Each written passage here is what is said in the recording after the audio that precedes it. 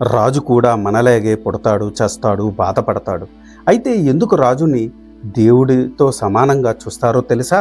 ఈ ప్రశ్నను ధర్మరాజు స్వయంగా భీష్ముడిని అడిగాడు. భీష్ముడి సమాధానం వింటే మీరు షాక్ అవుతారు.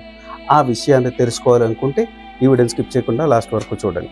మరునాడు శ్రీకృష్ణుడు, ధర్మరాజు మొదలగు వారు మహామునులు వచ్చి భీష్ముడి చుట్టూ కూర్చున్నారు. అప్పుడు ధర్మరాజు చేతులు జోడించి ఇలా అన్నాడు: తాతగారు, మామూలు ప్రజలకు మహారాజుకు భేదం ఏమీ లేదు. ఇరువురికి చావు పుట్టక వ్యాధులు ఉన్నాయి. అందరికీ తల, చేతులు, కాళ్ళు, తల సమానంగా ఉంటాయి. అటువంటప్పుడు రాజు తన ప్రజలను తన వశంలో ఎలా ఉంచుకోగలడు? ఎలా సంరక్షిస్తాడు? ఎలా దండిస్తాడు? రాజు దేవుడితో సమానం ఎలా అవుతాడు? దయచేసి వివరించండి అని అడిగాడు. దానికి భీష్ముడు ఈ విధంగా చెప్పసాగాడు: ధర్మనందన, కృతయుగంలో రాజు అనేవాడు ఎవరూ లేరు. కేవలం ధర్మం మాత్రమే ఉండేది. అందరూ ధర్మబద్ధులై నడుచుకునేవాళ్ళు, ఒకరిని ఒకరు రక్షించుకునేవాళ్ళు. తరువాత మనుషుల్లో లోభత్వం ప్రబలింది. ఇది నాది, అది నీది అనే తత్వం మనసులో పాతుకుపోయింది. స్వార్థము పెరిగి ధర్మం నాశనమైంది. ప్రజలు అకృత్యములకు అలవాటు పడ్డారు. క్రమక్రమంగా కోరికలు ప్రబలాయి. అవి తీరక ఒకరి మీద ఒకరి మత్సరం పెరిగింది. మదం, ద్వేషం ప్రబలింది. వేదములు చదవటం మానేశారు. అధర్మము రాజ్యమేల సాగింది. అప్పుడు దేవేంద్రుడు మొదలగు వారు బ్రహ్మదేవుని దగ్గరకు వెళ్ళారు. దేవా, మానవలోకంలో వేదాధ్యయనము సల్లగిల్లింది. యజ్ఞ యాగములు ఎవరూ చేయడం లేదు. ధర్మమునకు హాని కలిగింది అని మొరపెట్టుకున్నారు. బ్రహ్మదేవుడు నవ్వి, నేను దానికి తగిన ప్రతిక్రియ చేస్తాను, మీరు భయపడద్దు అని చెప్పాడు. తర్వాత బ్రహ్మదేవుడు నీతి శాస్త్రము రచించాడు. ఆ నీతి శాస్త్రంలో రాజు, మంత్రి, దుర్గము, కోశాగారము, మిత్రబృందము, వార్త సేకరణ, దండనీతి, శత్రువు, మిత్రుడు, ఉదాసీనుడు అనే 3 రకముల వ్యక్తులను, సంధి చేసుకోవడం మొదలగు రాజతంత్రములు, ధర్మము, అర్థము, కామము, మోక్షము అనే 4 పురుషార్థములు పొందుపరిచాడు. ఆ నీతి శాస్త్రము 1,00,000 అధ్యాయములు కలిగి ఉంది. ఈ లోకమునకంతకు ఆచరణ యోగ్యమైనది. లోకమును నిర్మలంగా ఉంచడానికి తోడ్పడుతుంది అని భావించాడు బ్రహ్మ. ఆ సమయంలో బ్రహ్మదేవుడు నొసట నుండి ఆది అంతము లేనివాడు, విశ్వమునకు కర్త అయినవాడు, సర్వభూతములు తానే అయి ఉన్నవాడు, సనాతనుడు, వికృతము, విశాలము అయిన కన్నుల కలవాడు అయిన శివుడు విశాలాక్షుడు అనే పేరుతో ఆవిర్భవించాడు. బ్రహ్మ రచించిన 1,00,000 అధ్యాయములు గల నీతి శాస్త్రమును ఆమూలాగ్రము చదివాడు. ఈ నీతి శాస్త్రం చదవడానికి, నేర్చుకోవడానికి మానవుల ఆయుష్షు, బుద్ధి సరిపోదని అనుకున్నాడు.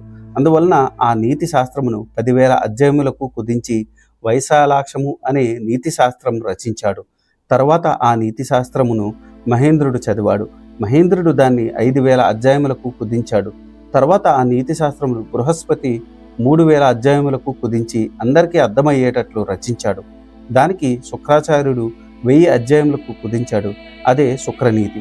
కాలక్రమేణా ఆ నీతి శాస్త్రమును మహామునులు జనులకు అర్థమయ్యే విధంగా చిన్న చిన్న గ్రంథములుగా రచించారు.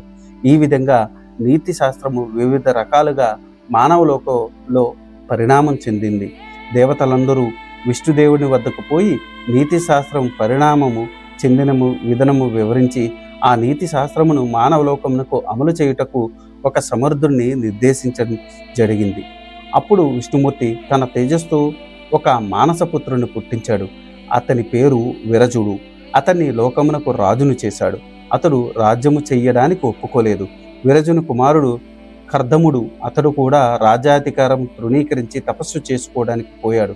కర్దముని కుమారుడు అనంగుడు నీతి శాస్త్రముల్లో చెప్పబడిన దండనీతిని అనుసరించి ప్రజలను పాలించాడు. అతని తర్వాత అతని కుమారుడు నీతి పట్టాభిషిక్తుడయ్యాడు. అతడు మృత్యు కుమార్తె సునీది అనే యువతిని వివాహం చేసుకున్నాడు.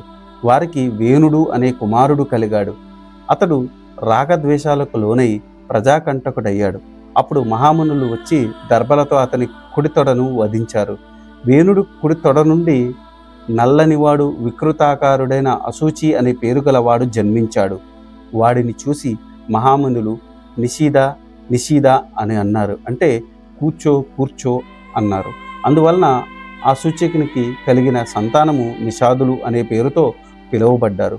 వారందరూ వింధ్యా పర్వత ప్రాంతంలో అత్యంత క్రూరులై తిరిగారు. తర్వాత మహామునులు వేణుని కుడిభుజాన్ని వధించారు. అప్పుడు ప్రకాశించే కవచంతో ధనుర్బాణములతో వేదాంగ ధనుర్వేద పారంగుతుడైన మహాపురుషుడు జన్మించాడు. వెంటనే నీతి శాస్త్రంలో చెప్పబడిన దండనీతిని అతన్ని ఆశ్రయించింది.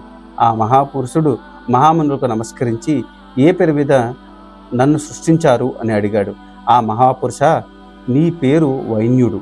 నీవు అహంకారము, లోభము, కామము, క్రోధము విడిచిపెట్టి సమస్త జనులను సమానంగా చూస్తూ నీతి శాస్త్రమును అనుసరించి ధర్మరక్షణ చేస్తూ ఈ లోకాన్ని పరిపాలించు.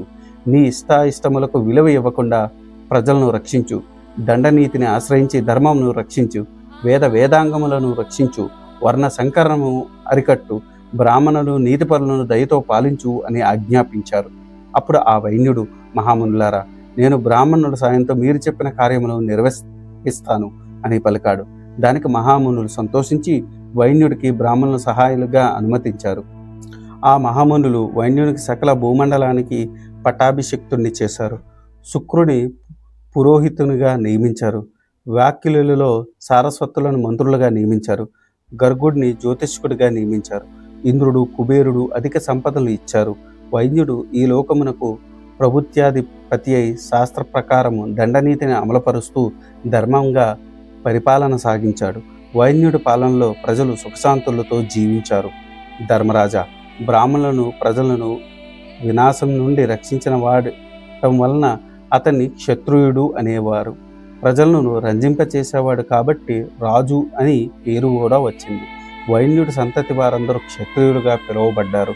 రాజత్వం వహించి దండనీతిని అమలుపరుస్తూ రాజ్యపాలన చేశారు కాబట్టి రాజు విష్ణు అంశ నుండి ఉద్భవించాడు. అందుకే ప్రజలను పాలించు రాజు అందరూ వైష్ణవ సంభూతులు. అందుకే ప్రజారక్షణ రాజుల చేతిలో ఉంది. సిరి సంపద శ్రీ మహావిష్ణువు పాలభాగము నుండి జన్మించింది. ధర్మనకు భార్య అయ్యింది. అర్ధము అనే కుమారుని కన్నది. కాబట్టి ధర్మము, సిరి, అర్థము రాజ్యుని ఆశ్రయించుకొని ఉంటారు.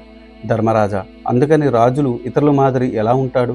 అతను అందరిలో పుణ్యాత్ముడు, స్వర్గలోకమునకు పోవుటకు అర్హుడవుతాడు.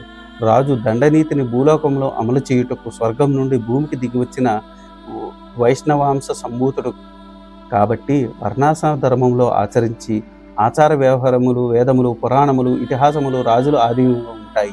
విష్ణుదేవుని మహిమ వలన రాజు సౌందర్యము, శౌర్యము, చతురత మొదలగు కలిగి ఉంటారు అని జనం అనుకుంటారు. అందుకే రాజును దేవతలతో సమానుడు అని ప్రజలు భావిస్తారు. ధర్మజ, ఇంకా నీకేమైనా సందేహాలుంటే అడుగు అని అన్నాడు భీష్ముడు. భీష్ముడు చెప్పిన ఈ జ్ఞానం మీకు కొత్తగా అనిపిస్తే జై శ్రీకృష్ణ అని కమెంట్ చేయండి. ఇలాంటి మహాభారత కథల కోసం ఇప్పుడే సబ్స్క్రైబ్ చేయడం మర్చిపోవద్దు.